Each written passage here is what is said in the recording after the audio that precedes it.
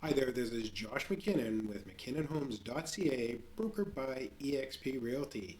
And today we are talking about the country residential purchase contract property schedule.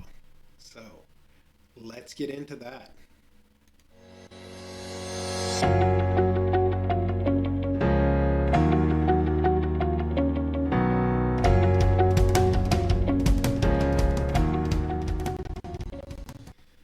All right, the country residential purchase contract property schedule, what is that? Well, the best way for me to explain it is to show it. All right, like all schedules, it is something that is added to a purchase contract. So when you purchase a country residential property, how do we know what you're actually getting? I mean, we get a bunch of stuff extra or extra responsibilities that go along with purchasing a country residential property. So we would have done a country residential property purchase contract, but now we need to make sure that this schedule goes along with it so we can ask about a few things. It opens up the conversation and allows us to understand. So let's take a look. It says here that we're asking for the seller to represent and warrant to the buyer the following are provided with the property. Now, in the past, people have had to pay the electrical to get to their home, the electricity, but they did it on a schedule payment basis. So we don't see lots of it, but sometimes it exists. So we want to make sure that these things here are all included, including things like driveway access. What if there's no culvert there yet? And they're like, yeah, they're supposed to put a culvert in. We want to make sure all these things are included. If they're not, well, let's find out why. Maybe telephone landline, because nowadays people are going cell. Or maybe they put in a cable instead, so they got cable telephone. Lots of different things can be a possibility. We just need to know what are. And here they can tell us what is possible. Another wonderful thing here, registered water rights. Now, you may wonder what that actually is. Well, that happens when a piece of land backs onto a waterway or a body of water.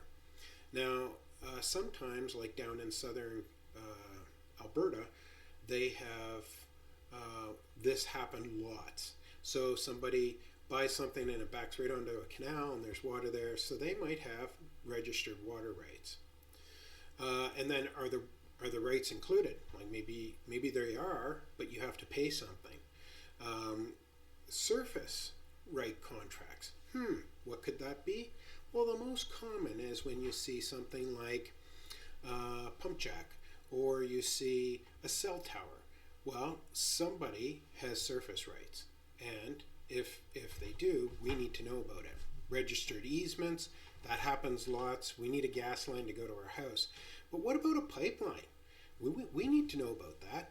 What about a well? What if someone else has access to that well? We need to know about everything. If there's any kind of lease agreement, so it says here non-residential lease agreement. Maybe we're paid a certain amount of money. Maybe there's a bunch of land and it's been rented to a farmer to put cattle on or hay land, and he's got 2 or 3 years left. But we thought the person that owned it was farming it. It may not always be the case, so we need to know. Of course, we also need to know some things that may look like it's the case, but may not. What if there is natural gas to the house, but what if there's only propane to the shop, or vice versa? Maybe, right? So we need to know these things. Septic system. This is a big one. So if there is a cistern, we want to know how much it actually holds.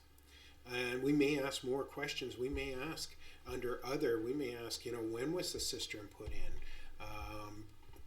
When was it last inspected? Septic system, same thing. How big is it? What are we dealing with here?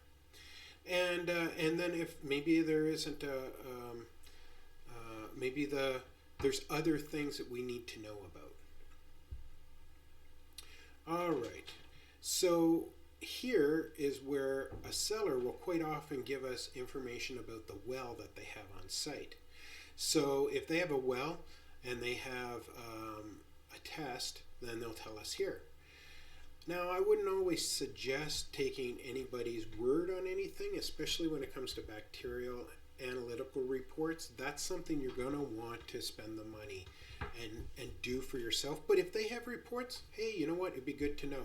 If they just drilled a well, or they have flow tests and they have driller reports, anything they're willing to help us out with will really make a big difference.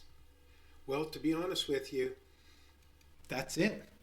It's just another form that we can add to the contract to make sure that they're giving us all the information. And if we don't know or there's a question in our mind, let's put it here.